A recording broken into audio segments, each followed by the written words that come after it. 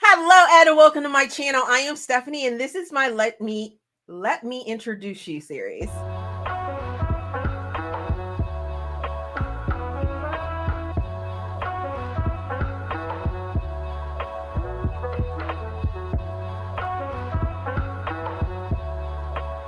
Today's interview and all the interviews that I've been doing for this series is to allow you to get to know and enjoy some of my favorite authors, some new to me authors, some authors that I think that you should go check out. So without further ado or any other thing that's going on, let me introduce you to L Loren. Hi, Lisa. How are you? I'm Why don't good. you How are you doing? introduce yourself? Okay, well, I am L Loren, and I write interracial romance that I call Love Erotica, which is sexy stories with a bit, well, love stories with a bit of sexy. So, Okay. I'm so excited to be here on Are my talking you? about myself. I'm glad you're excited to be here. I love doing these because I love getting to know authors that I have enjoyed and read their books and want to know more about them. So I hope that this is just going to be a little chat between us. This is going to be fun that everybody else get to know you as well. So first of all, you said that you like to write interracial erotica, romance type stuff. Mhm. So what is your definition of romance? Because, ma'am, I've read a couple of these books. Romance, you're always going to have that love story, and all of my books have a definite love story in there. Now, in any world that you live in, when you fall in love, you want to have sex. So, of course, you're going to have some hot scenes in there. So, it may not be the standard romance where it's sweet and holding hands and walking in the park, but you do get a little romance where maybe the guy will bring her flowers or he'll say something sweet to her, or I mean, you're going to get that. But most of my males are alpha, and I try to write them where they're kind of a little possessive, and that's how they show their love. So Okay, so what made you realize that you wanted to be an author?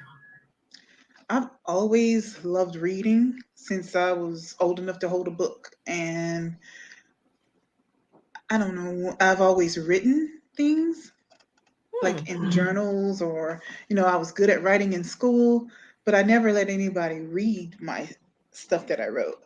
I used to Okay. write in a diary, and I'd make up all kinds of stories. And my mom snuck and read my diary one day, and she was like, "What is this?"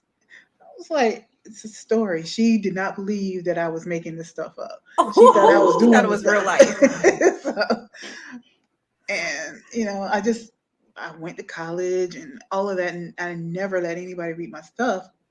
And then when I became an adult, I started reading romance, and I was like, "Whoa, I like this."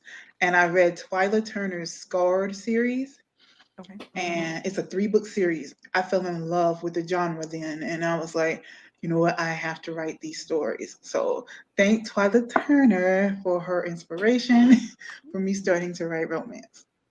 Okay, so are you a traditional, independent, or self-published author? I'm a self-published indie author.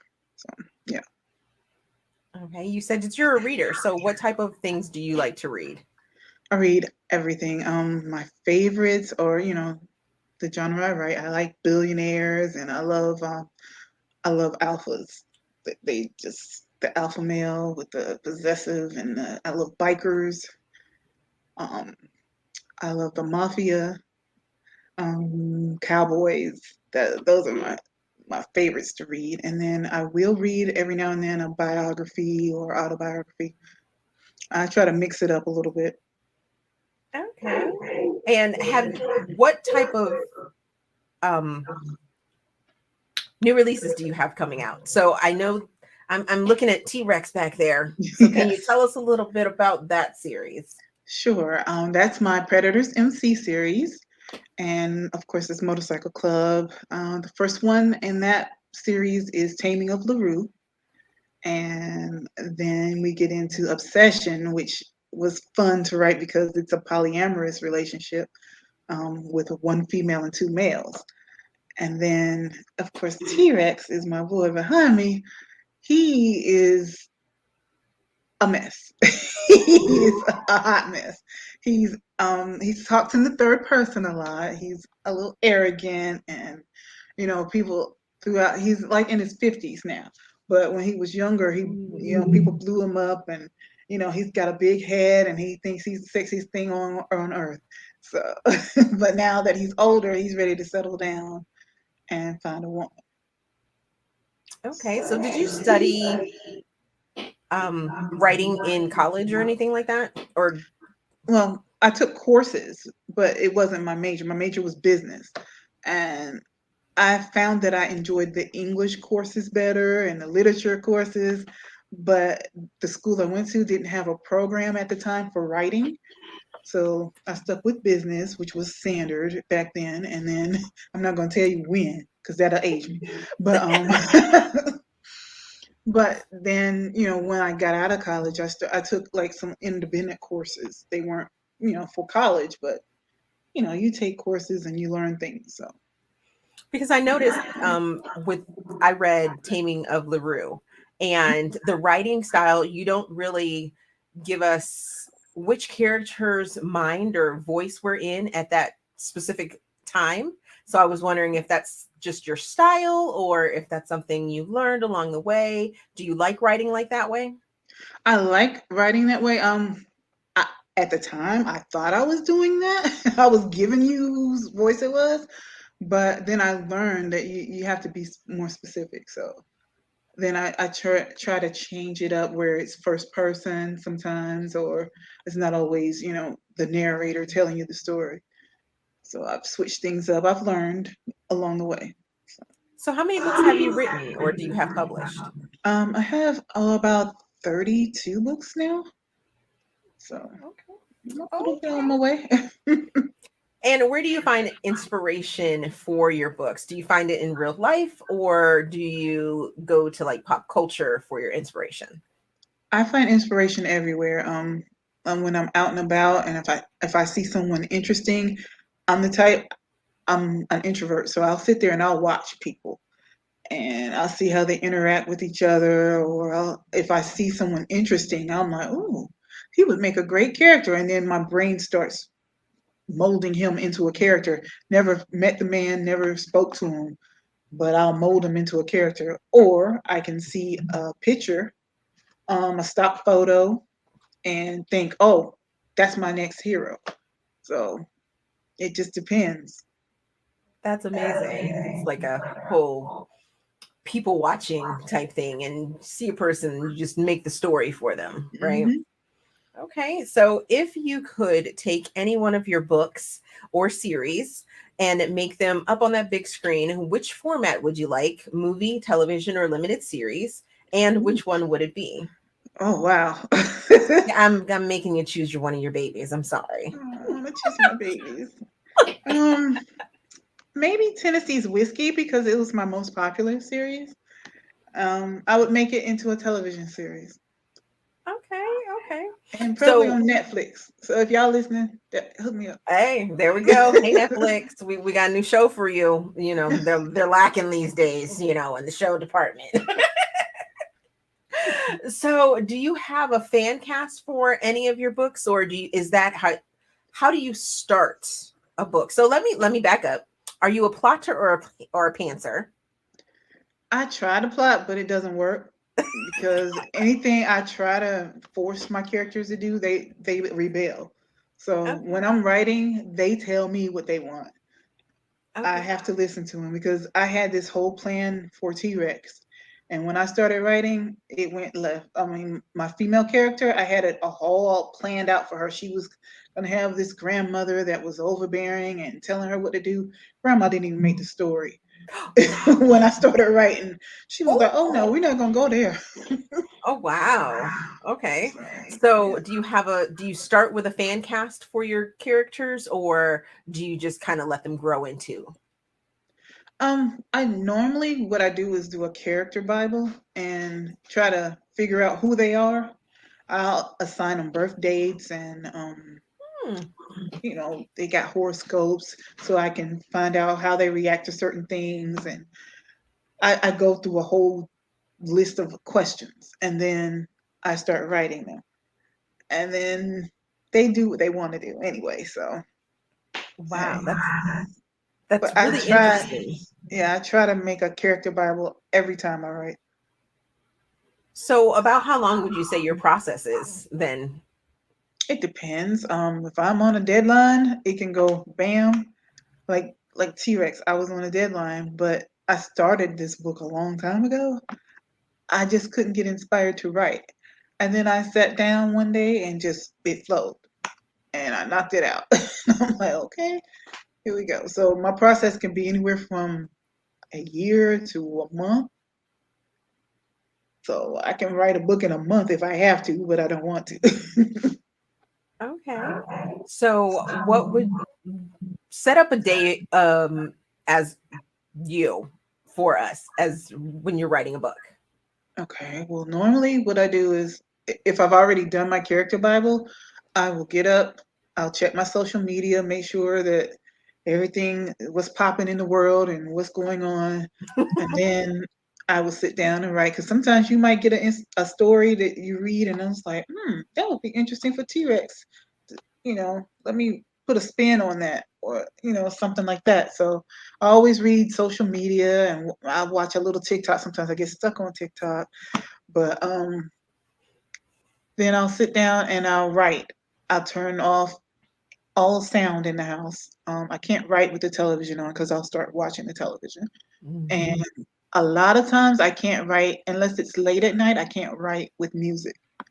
So I will, because I want to sing the songs. So I'll sit there and I'll sit in silence and write. And my cat will snuggle up next to me and we just sit there and that's my little writing buddy.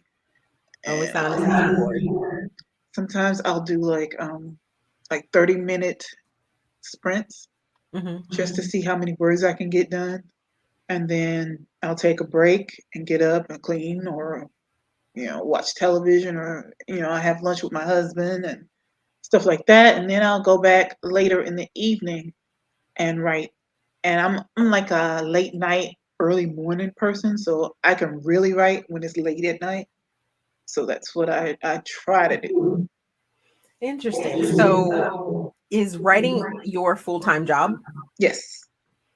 Nice. So you can it's just an all-day thing sometimes. Sometimes. I mean, I'm not going to sit there for 8 hours and just type, but if I have to in a crunch, I will. So are you a snacker or when you're writing? Because we already know that you like silence. So do you like snacks to go along with it? Any comfort items that you just have to have when you're writing?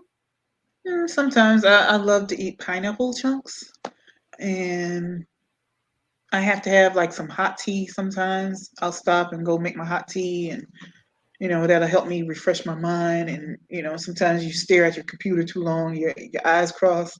So, Mhm. okay, let me get up, make some tea, and then get back to it. Are you part of writer groups and things like that? Do you Mm, like I, collab with anyone? I normally don't. I can't, for some reason, in my brain, the way it works, I can't write with someone else. I have to just be independent. Like I said, I'm an introvert, so I go into my little shell, and that's what I do.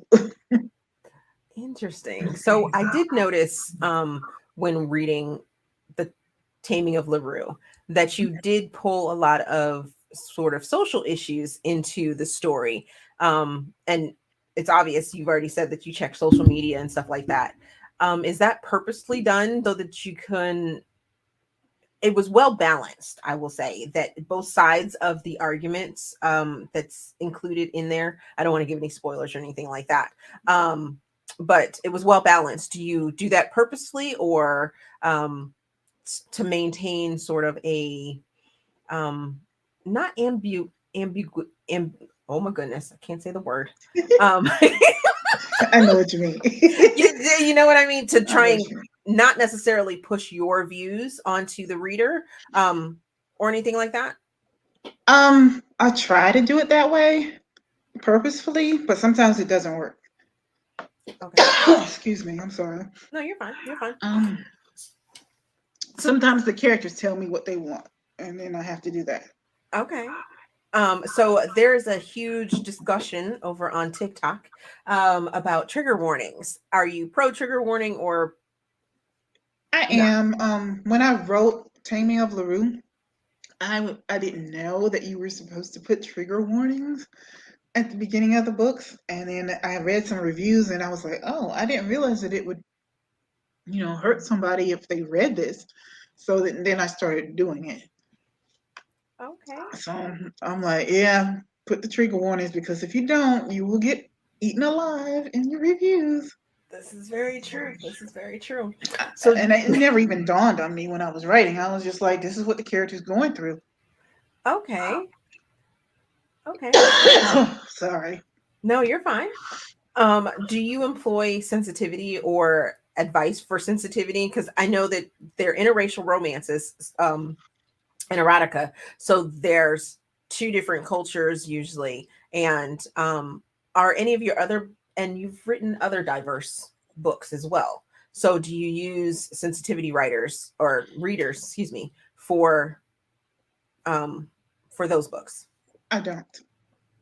I I try to give a point of view, and I try to stay authentic to that character. So I'm not going to, in my opinion, it's watering down your writing if you have someone read it and tell you, no, don't put that in there. If that's what the character is going through, if that's what the character wants, I feel that it's more authentic to leave it in there. And you might get some backlash, but you know, I do research before writing it, and I'm not going to put something crazy in there, but I will stay authentic to my character. Okay. So what type of research would you say that went into Taming of LaRue? Just for Okay, well, I interviewed people who have been sexually abused and survived rape and kidnapping. Um, I know someone specifically that went through that process, and discussed with her, what she was feeling on the inside. And then I tried to parlay that into someone that had a mindset of a biker. The little girl was raised by bikers, and she has been tough all her life, so she had to survive that. I did research on kids that grew up in foster care, because that's Mhm. also where she came from. Right. And you just talk to people who know that, and then you also read articles, interviews, listen to interviews on YouTube, that kind of thing. Okay. I will say I'm that sorry, I that got the sinus story was issues today. oh no, it's okay. It's that summer spring switch over. I get it every single season. Every single season switch over. It's horrible for me. But I felt that authenticity while reading. It didn't feel it felt like these were real people going through this um the Right. situations that they were put into, Ace and Church Mouse. So are you involved in the biker community at all, or do you just Absolutely read not. stuff? And I want to be. It's What? like a fantasy for me. Oh, I just knew you were gonna say, "Yep, my old man's a biker. I'm a biker." That's what that That's that one little piece of me that I put. Oh No, man. I wish. I am so fascinated with bikers, and I watch them from afar, and I've talked to people that are in biker groups, and Mhm. just like, oh my God, I'm so fascinated with that lifestyle. Did you I watch should Sons not. of Anarchy when it was on? I did. I liked it. I What? didn't get into the Mayans though. I don't I know know, why. me either. I wasn't. They're still going. Their season is Yeah. still. They have still have seasons going. I'm just like, I'm not interested in it at all. Mm-mm. But Sons of Anarchy, I was there every single Yes. episode. Every single I episode. can't say that I watched every episode, but I did watch quite a few. I love that show. Okay. So, what makes you so descriptive in your stories? Wow. Thank you for that. I try hard to be descriptive. What I did is write the story first time, and then I'll go back and read it, and I'm like, I can't imagine that. So let me put it in how I see it visually, like if I were watching a movie. So I go back and add things to make you visualize it like you're sitting in a movie theater and it plays in your head like that. That's the way I want it to happen when you're reading a Oh, book. it did. I was there. I was in Church Mouse's shoes. Okay, good. Ooh, It's ooh. good, but it's not good. If you were triggered by that kind of stuff, that's not really good. Right. But Oh, definitely. So are you a visual person or are you just a sort of reader? So when you're reading for pleasure, are you someone that visually sees the book being sort of read to them or what? yeah, I see. I'm a movie buff, and I've always been that way. So I know people say, "Oh, the books are always better than movies," but I in don't my think so. head, when I read, I see a movie. So I am I'm that way definitely a too. visual person. I'll even go to an author's page and hoping that they have a Pinterest board so I can go and see what their inspiration was for the characters to see if it matches what I had in my head. Okay. So So do you create Pinterest boards for your I characters and do everything like each and that? every one. I do. Oh, that's I love fun. it. I have to. It's like a little scrap board, and I just love to put the little pictures on there. And I'll put like clothes and whatever I'm thinking in my head. Like if I describe an outfit, I'll find the outfit and go put it in there just to make sure that it's feasible. I want to make sure it's authentic. But Oh, I love my Pinterest boards. I love that. Do you make those public? Yeah, they're public. Oh wow, okay. Okay. Do you put the links and stuff like that into the books or Mm, I have at the back of my chapter, or at the back in the back matter, I have my mhm. links to all my social media, and it's in there. So Oh wow, that's really interesting. I don't usually read the back matter. I know. Bad me. But oh, I do read acknowledgments though, so you know. Some of that other stuff I'm like, okay, I'm done with this book. Next book. read the back matter. I tell you what I got coming up next, or That's where to true. find my stuff. Because you can go to my So, website, and like for my Predator series, I have a whole page of stuff about predators and bikers and stuff. I will So definitely you have to never do know that. that if you don't go to my website, which This is in is the true. back matter. This is very true. So I found you through reading the Lunchtime Chronicles, which Ah, is a okay. group of novellas, which I really enjoyed. So how did you get connected with that project? Okay, well, Sierra London is the head guru of the Lunchtime Chronicles, and she and I met at IRAE, which is Interracial Romance Expo down in Daytona, Florida, back in 2019, I want to say. And we worked on the Lady Guardians project together, and that Mhm. was headed by Zyla Turner. And then we got to talking, and I was like, "Hey, I want to be a part of that Lunchtime Chronicles," because they were wearing their little T-shirts and they had Messy Mandy on the shirt. And I was like, "Who the hell is Messy Mandy?" And I was like, "Who is this chick?" And I was so intrigued by their T-shirts. I was like, "Look, Sierra, I need to be a part of the Lunchtime Chronicles because this is so intriguing." And so the next season, she invited me to come aboard. And then I stayed for 3 seasons. So I have 6 books in the series, and I absolutely enjoyed working on that. It was so fun. And I enjoyed reading them. It was the process of just figuring out the quirky name of your story and finding the cover model and all of that. It was so much fun. Oh, so you had control over all that. Oh yeah. The only Oh, thing okay. she has like certain requirements, like you have to include Messy Mandy in the story, Right. and it has to look like a man. Everybody's cover looks the same. It's just you have different colors and a different cover model, Right. but it looks like a magazine, and you have to have like a certain word count, and it has to go a certain way. But you have autonomy as far as your cover model, what you name it, what you write, everything is yours.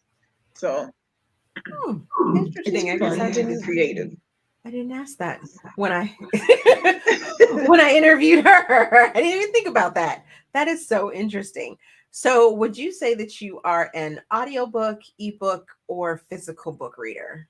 Ooh, now I usually am an ebook reader, but I absolutely have fallen in love with audiobooks in the last 6 months. I am like a audio. I always have my little earbud in my head, and I'm listening to a book while I'm cleaning or I'm washing dishes at night or cooking.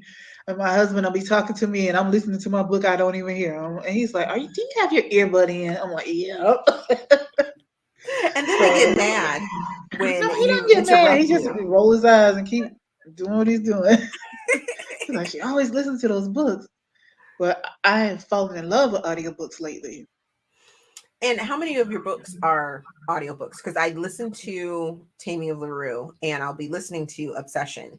Oh, Is that something that you want to do to make sure that your books are available to all readers? Or I know it's yeah. expensive, but When I started falling in love with audiobooks, and I was like, okay, now I need my books on audiobook because I was, you read stuff, and when you read, I Know Why the Cage Bird Sings by Maya Angelou, and the way she talks about, how she stopped speaking, but then her teacher started reading to her out loud, and she needed to hear her voice, and all of that triggered something in my head, and I was like, you know what, your words need to be said out loud.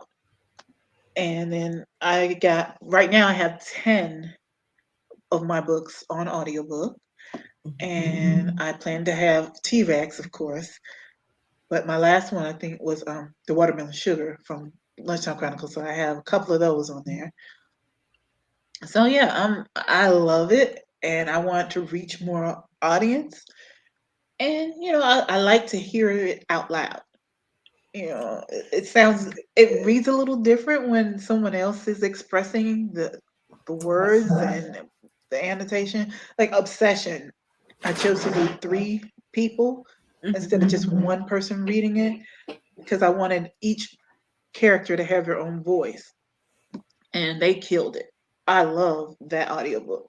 So I thanks can't to wait to my drive. I can't wait to dive into that one. So yeah. I might even have to go back and reread Watermelon Sugar because, ma'am, ma'am, oh Ooh, my goodness, I that mean, one was just right off the fun. bat with Watermelon Sugar. That's the Yeah, basketball one, right? That's my yes, that was the fun one. basketball coach. Yeah, yes, the one that I was just like, woo. Yeah, I started out the gate with the hot girl summer. It was like, why not have some fun with it? Yes, yes. Well, it is time for a little bit of fun. Ooh, I was provided with a special number to Lisa, and I have picked 3 random questions here. okay. So let's jump into these questions. Would you rather put ketchup or ranch dressing on everything you eat? Ew. Um, I guess ranch Oh, okay. because ketchup don't go with everything. Yes, but ranch dressing can.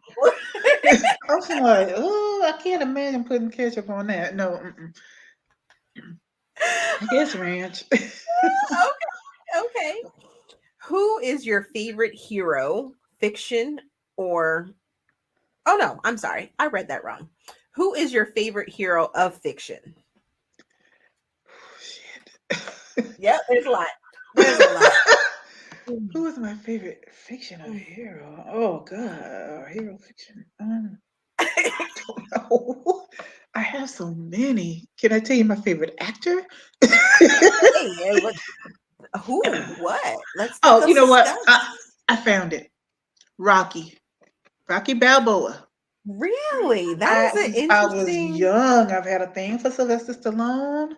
I love Okay. that man. Don't tell nobody, because he married. He older now, but I still love that man. Anything he does, I will watch. Wow, that's interesting. I do have have actors that way as well, even with their craziness. But Sylvester Stallone, that's a very interesting one. That's my What drew boo. you? What drew you into Rocky? The muscles. He was half naked and running, and I'm like, oh. But then the love story also, because him and Adrian, she was so shy and introverted, and the little line in the movie where he says his dad told him to use his body, and then because he's not very smart, and she says my parents told me the opposite, and use my mind because I'm not very pretty. And I thought, oh, that's so cute. But their little love story is the background of Rocky, and people forget that it is a love story because it's also a story of people, a champion coming back, the underdog, all of that.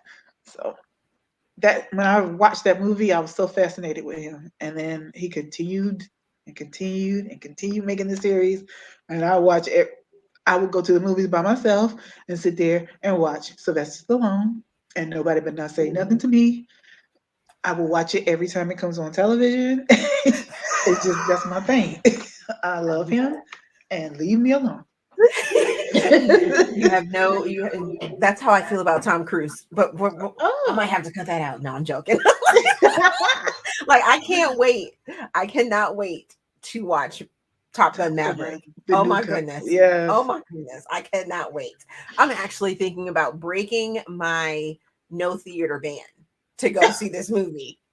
That's how much I loved Wow. Top Gun. So, I understand completely with your Rocky thing. So, final question is, what is something that people are obsessed with, but you just don't get the point of? The So many things. Kardashians. Oh my goodness. Woo! Thank I'm you. just like, why? Yes, exactly. I saw the funniest TikTok. I want to say this morning or earlier today, something like that. But it's the one where somebody has taken that like ugly face filter and put it on her clip of just go out and get a job and blah blah Oh, blah, Lord. and the faces oh my god, it was the best. It I gotta just find that made one. it made my morning. Oh my goodness. If I find it, I will send it to you. Please. Well, Lisa, it was such a pleasure chatting with you, getting to know a little bit more about your process and your writing. And I am definitely looking forward to reading what you have coming soon and everything like that. Thank you for allowing me to introduce you to my audience, and I wish you all the best. Well, I appreciate you having me on, and thank you so much for being so sweet. Great questions. I love it. Great experience. Thank you so much. Thank you. Alrighty, so I hope you guys enjoyed that interview with L Loren, and we'll go out and check out her books and take a little step on that side of love erotica, romance erotica that she is producing out there. As always, if you enjoyed this video, please give me a big thumbs up, subscribe to the channel. Also, there is a feedback form down in the description box so that you can help me improve my channel, my PayPal, my Patreon, and all my other social links are down in the description box as well. Thank you guys for watching, and I will see you in another video. If you come with me,